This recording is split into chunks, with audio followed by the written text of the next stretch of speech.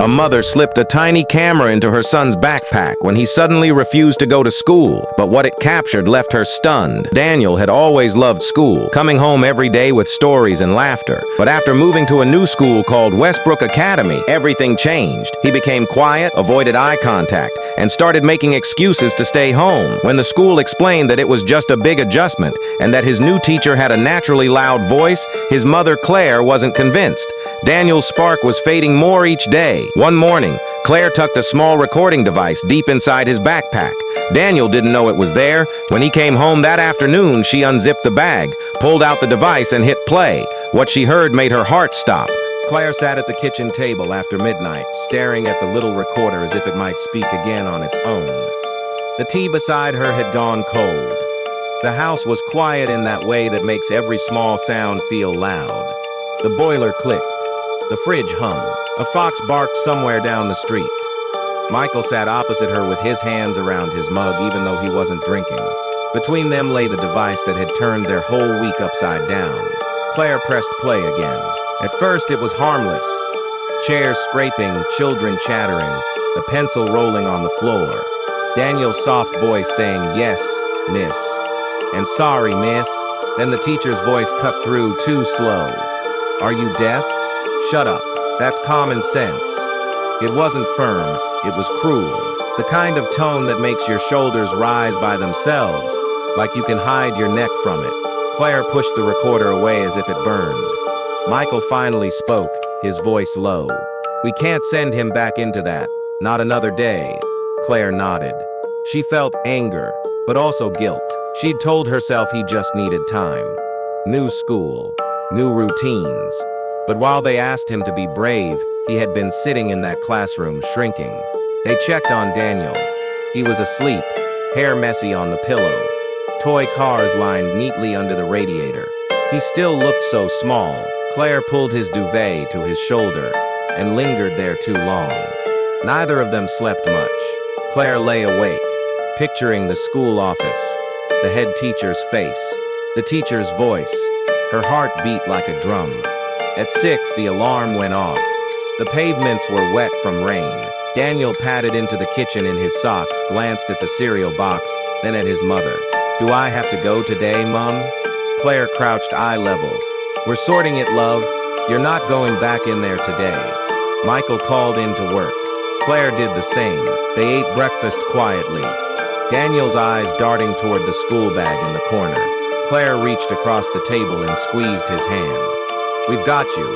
By 9, they were at Westbrook Academy, an old red brick building with a new glass entrance that didn't quite match. The receptionist smiled nervously as Claire asked to see the head teacher.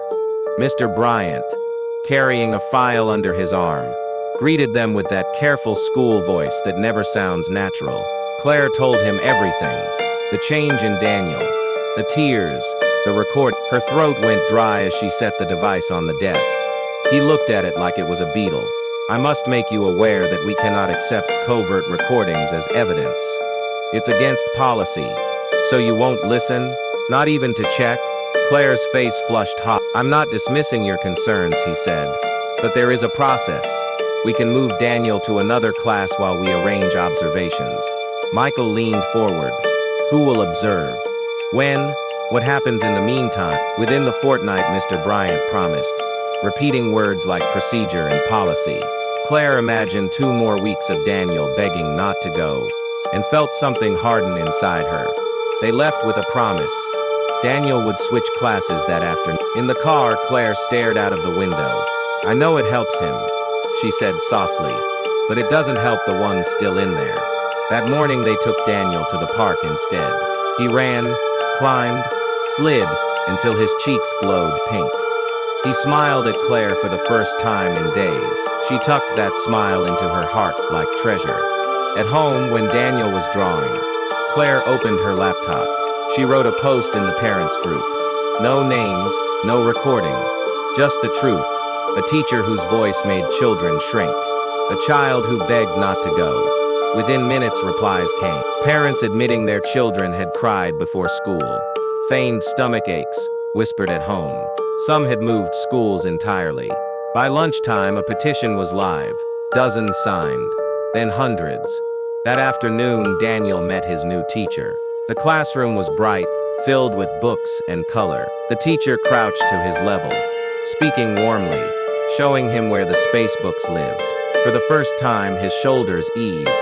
That night, he laughed about a boy slipping on the park slide. At dinner, Michael poured drinks like it was a celebration. But later, as the house grew quiet, Claire still thought of the other children in that room. Over the week, messages poured in. One parent said their child chewed their cheek until it bled. Another said her daughter whispered even at home. By Friday, 2,000 signatures filled the petition. Claire was asked to speak at the board meeting. The hall was packed. Parents on one side, teachers on the other. Claire's hands shook as she stood.